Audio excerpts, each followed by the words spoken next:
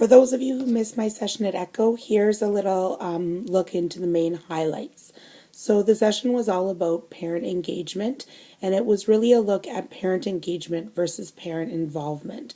So instead of just giving information to parents, it's how can we really kind of embrace parents as partners in education. And this is certainly something that I'm very passionate about. So both Erin Pulley and myself and Tammy, who's actually a parent in the classroom, all kind of worked together to give a little bit of insight into this topic. And we explored a few different centers where we looked at things like a student voice forum, we looked at weekly phone calls or face-to-face contact with parents.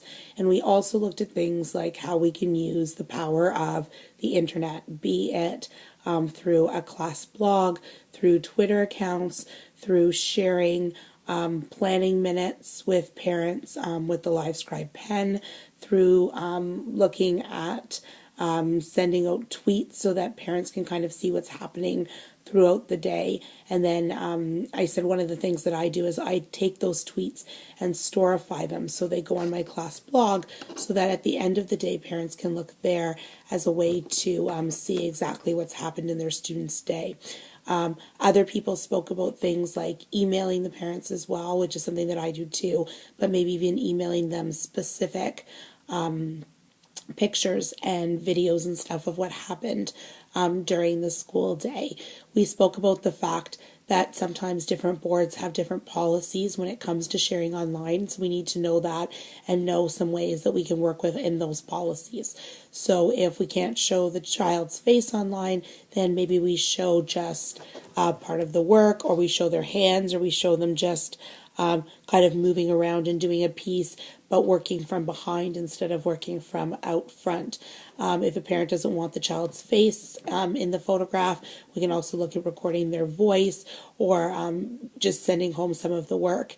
If parents don't have access to email or phone calls, or email or internet, then maybe something like phone calls or face-to-face is a better option. And it's good to speak with parents too, because sometimes they have some different perspectives as well in terms of what works best for them. Just the other weekend, as Erin and I were planning our presentation, I had actually spoken to a parent, and she had mentioned to me that as much as she likes all of the emails and website updates, she especially appreciates the regular phone calls because it's a good way for her to ask questions and find out a little bit more about what's happening in her child's day. So it's important to hear these parent perspectives because they might be different for different people. We also looked at the concept of equity, and that actually came up thanks to Angie Harrison, who was part of this, or had come to the session but had shared as part of it.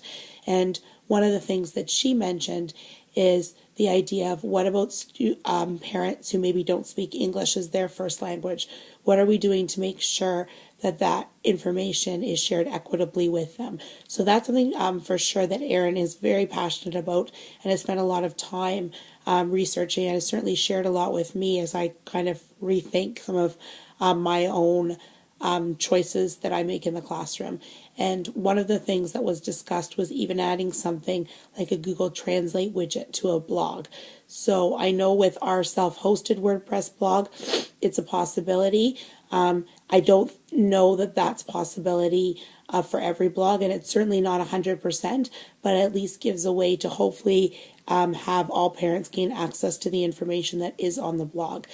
We spoke about things like students writing posts and stuff in their own language so that others could access them, having students translate for other students, be it even through a video or something that gets posted and shared, so that even that video translation is then available for parents as well. So there's all kinds of different ways to not just communicate what's happening in the classroom, but allow parents to communicate with us as well. And even just having a comment option on a blog is a very, I think, simple way of allowing parents to give some feedback about what's happening in the classroom too. And Erin also shared regarding his student voice forum and the Hamilton Bulldogs literacy, which allowed parents to get involved, be it through comments on blog posts, be it through actually being involved in the process or having their voice heard, either in person or when writing down their thoughts on paper when they had come, or even in commenting on blog posts too. So it's important to get all of these different perspectives, and that's certainly something that could be shared both in face-to-face conversations as well as those online. So it's really important to harness all of these different tools as well as all of these different ways to communicate with as many parents as possible and ensure that we can all work together to have this strong homeschool connection.